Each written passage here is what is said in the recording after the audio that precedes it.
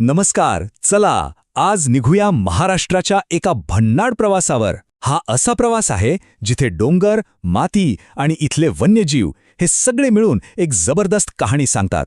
चला तर मग ह्या भूमीची रहस्य उलगडून पाहूया. जरा विचार करा, काय होईल जर आपल्या पायाखालची जमीनच ठरवत असेल की आपण काय खाणार, कोणते प्राणी पाहणार आणि आपल्या रोजच्या जीवनाची लय म्हणजे सगळं काही कसं असेल. ऐकायला विचित्र वाटेल, पण महाराष्ट्राच्या बाबतीत ना हे अगदी 100% खरं आहे. हे बघा, भारताच्या पश्चिम किनाऱ्यावर वसलेलं आपलं महाराष्ट्र, पण त्याची ओळख फक्त नकाशावरची एक जागा नाहीये. नाही, इथला प्रत्येक डोंगर, प्रत्येक नदी, अगदी प्रत्येक दगड एक वेगळीच गोष्ट सांगतो. आणि आज आपण तीच गोष्ट ऐकणार आहोत. ठीक आहे, चला तर मग सुरुवात करूया एका मोठ्या चित्राने. म्हणजे कसं, आपण वरून पाहतोय असं समजूया. कल्पना करा की आपण विमानात आहोत आणि खिडकीतून खाली महाराष्ट्राकडे बघतोय. काय दिसेल आपल्याला? सगळ्यात आधी दिसेल तो एक अफाट विशाल प्रदेश. आपला महाराष्ट्र क्षेत्रफळानुसार भारतात तिसरं मोठं राज्य आहे. आता हे किती मोठं आहे याचा अंदाज घ्यायचा असेल तर असं समजा की अख्खा इटली देश यात आरामात बसून जाईल.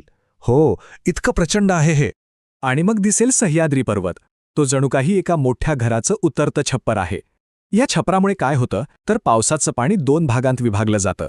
काही पाणी गोदावरीसारख्या मोठ्या नद्यांमधून आरामात पूर्वेकडे पठारावर वाहत जातं, तर बाकीचं पाणी छोट्या नद्यांमधून वेगाने पश्चिमेकडे धावत थेट समुद्राला जाऊन मिळतं. ओके, तर हे झालं आपलं विमानातून दिसणारं दृश्य. आता चला आपलं विमान लँड करूया आणि जमिनीवर उतरून महाराष्ट्राच्या 3 मुख्य भागांना भेटूया. आणि गंमत म्हणजे या तिन्ही भागांचा स्वभाव आणि रूप अगदी वेगळा आहे. हे बघा, महाराष्ट्राची रचना खूप सरळ आहे.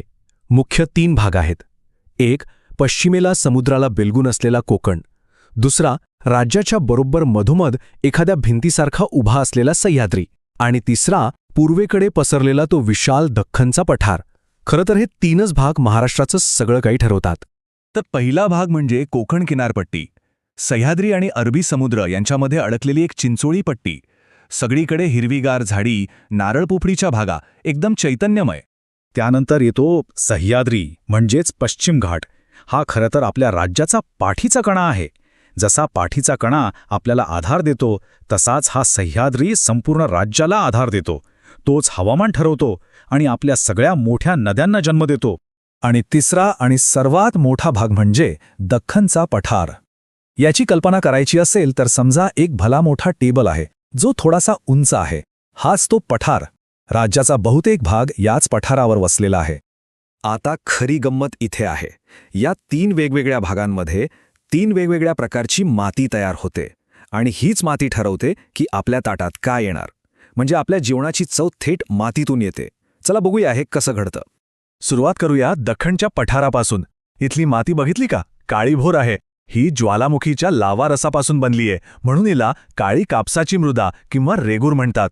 हिची खासियत म्हणजे ही पाणी घट्ट धरून ठेवते. आणि याच गुणामुळे विदर्भाची जगप्रसिद्ध संत्री आणि ज्याला आपण पांढरं सोनं म्हणतो तो कापूस इथेच उत्तम पिकतो. आता जाऊया कोकणात. इथे पाऊस प्रचंड कोसळतो. त्यामुळे इथली माती विटकरी रंगाची म्हणजे जांभी होते. या मातीत लोह जास्त असतं आणि हिची चव थोडी आंबट असते.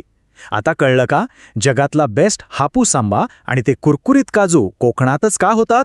सगळा खेळ या मातीचा आहे. बरं, सह्याद्रीच्या उतारावर जिथे पाऊस मध्यम असतो तिथे ही अशी तांबूस तपकिरी माती सापडते. ही काही काळ्या माती इतकी सुपीक नसते, पण तरीही भात आणि नाचणीसारख्या कणखर पिकांसाठी ही एकदम परफेक्ट आहे. म्हणूनच तर इथल्या लोकांच्या आहारात या धान्यांचं इतकं महत्त्व आहे.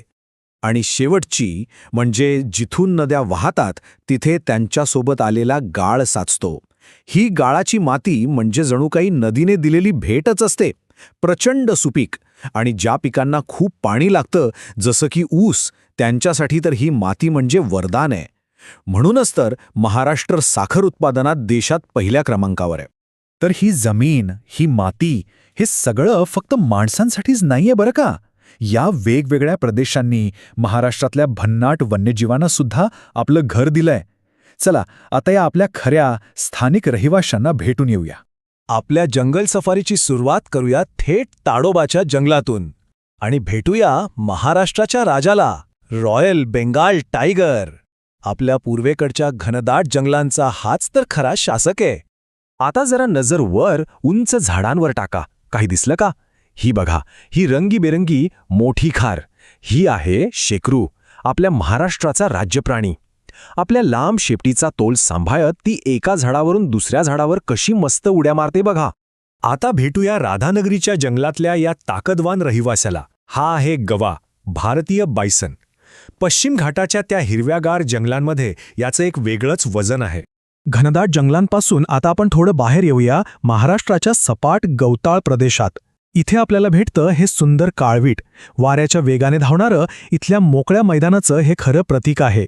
आणि हा आहे माळढोक पक्षी, जगातल्या सर्वात वजनदार उडणाऱ्या पक्ष्यांपैकी एक. हा आता खूपच दुर्मिळ झाला आहे आणि आपल्या राज्याच्या गवताळ प्रदेशातच त्याचं घर आहे. त्यामुळे त्याचं संरक्षण करणं खूप महत्त्वाचं आहे.